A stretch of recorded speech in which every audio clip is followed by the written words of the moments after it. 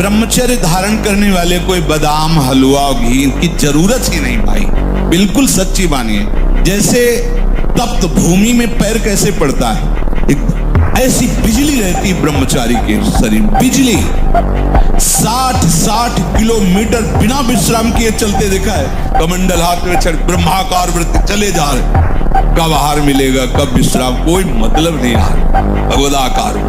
और 4 बजे जगो, जगने पर तत्काल आप बासी पानी पिए, तांबे के पात्र में रखा हुआ पानी, और लीटर 2 लीटर पिए। ऐसा ना करे अब 1 गिलास में छोटा, कस के पीजिए। अगर उल्टी हो जाती तो और अच्छा है, आप पी के तो देखिए। वज्रासन में बैठकर जल पीजिए, फिर थोड़ा टहलिए, सोच जाइए। आप गृहस्थ हो, विरक्त हो, कोई भी हो, अगर आप शुद्ध ब्रह्मचर्य रहना चाहते, स्वप्न दोष से निपटना चाहते, तत्काल व्यायाम कीजिए। अभ्यास गलत किया है, कोई भी देवता तुम्हें नहीं बचा सकता। गलत अभ्यास किया है, अपना नाश स्वयं कर रहे हो, किसी देवता या किसी का दोष नहीं। काले कर्म ईश्वर मिथ्या दोष लगा है। ये आचरण गंदे बंद करो बच्चा, नाम जप करो, सात्विक आहार करो, आधा घंटा दंड बैठक मारो, व्यायाम करो, दौड़ो, अभी सब ठीक हो जाएगा।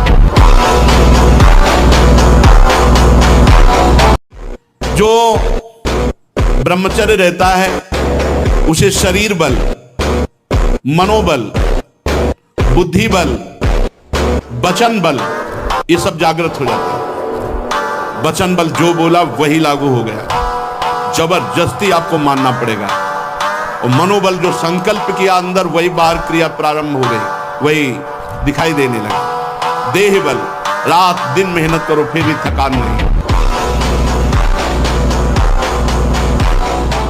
बाल्यावस्था का वीरपात बिल्कुल जीवन को नष्ट कर देता है। और यहाँ बच्चे खिलवाड़ में 2-2, 3-3 बार रोज, अब क्या होगा उनका, हड्डियों तक की सामर्थ्य नष्ट हो जाएगी। कुछ दिनों बाद देखना बंद हो जाएगा, ऐसे चौंधियाने लगोगे, खड़े होने में चक्कर आएगा, कमर दर्द करेगा, पैरों में टूटन बनी रहेगी, दिमाग में टेंशन बनी रहेगी, पढ़ोगे तो कुछ याद नहीं रहेगा, स्मृति नष्ट होने लगेगी, एक नास्तिकता छा जाएगी।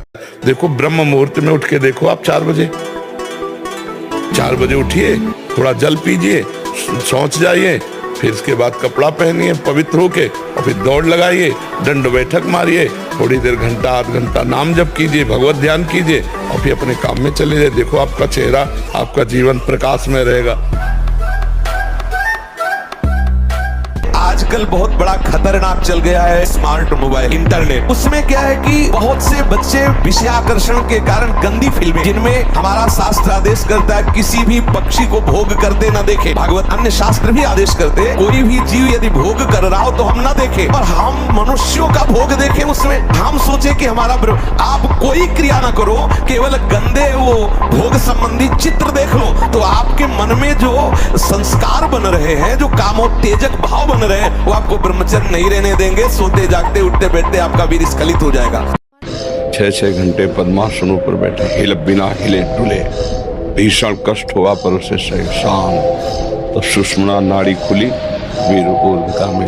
प्राणायाम के द्वारा प्राणों का संयम, शरीर को व्यायाम के द्वारा स्वस्थ, आसनों के द्वारा वश में कर लेना, आहार के द्वारा पवित्र बुद्धि करना, इंद्रिय भोगों का दृश्य श्रवण संभोग इनसे दूर रहना, इंद्रिया पवित्र, तब जाके वीर ऊर्ध्वगामी होता है। उसे कहते हैं अखंड ब्रह्मचारी। ब्रह्मचर्य का नाश करता है। देखने से बदसूरत नजर आने लगेगा, चाहे जितना गोरा हो, चाहे जितना ऊपर से चिकनाहट लगाए हो, लेकिन उसके कपोल और नेत्र बदसूरत होंगे। चिकनाहट से मतलब नहीं है, एक आकर्षण होता है भागवती, होश में नहीं होगा।